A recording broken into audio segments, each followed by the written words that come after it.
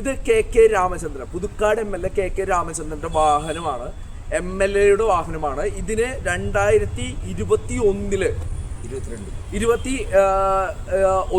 എടുത്തിട്ടുള്ള ഈ വാഹനം 2022 പൊല്യൂഷൻ ടെസ്റ്റിൻ്റെ കാലാവധി കഴിഞ്ഞതിന് ശേഷം ഇതുവരെ അത് കാലാവധി പുതുക്കിയിട്ടില്ല.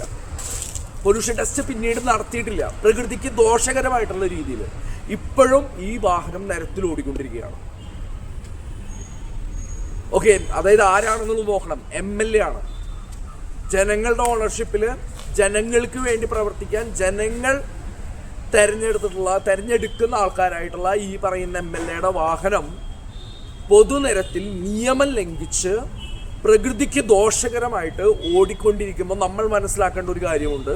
ഗവൺമെൻറ് അതോറിറ്റിയുടെ 80% വാഹനങ്ങൾക്കും പ്രോപ്പറായിട്ടുള്ള മെയിൻ്റെനൻസ് നടക്കുന്നില്ല. ഇതുപോലത്തുള്ള ലേബൽ ഒട്ടിച്ച വാഹനങ്ങൾ MVD ചെക്ക് ചെയ്യാൻ തയ്യാറാവുന്നില്ല.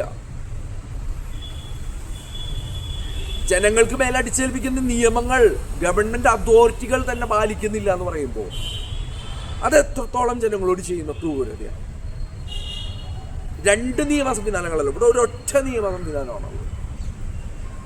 ഇവിടെ ഗതാഗത മന്ത്രി ഗണേഷ് കുമാർ താങ്കളുടെ ഈ പറയുന്ന MVDയോട് പറയൂ, ഇവിടെ എല്ലാവരും തുല്യരാണ്, ഇവരുടെ വാഹനങ്ങൾ ചെക്ക് ചെയ്യണമെന്ന് പറയൂ, താങ്കൾ നടപടികളെടുക്കൂ, താങ്കളുടെ ജനങ്ങളെ ഏൽപ്പിച്ചിട്ടുള്ള ജോലി അത് കറക്റ്റായിട്ട് ചെയ്യൂ എന്ന് പറഞ്ഞുകൊണ്ട് ബൈ.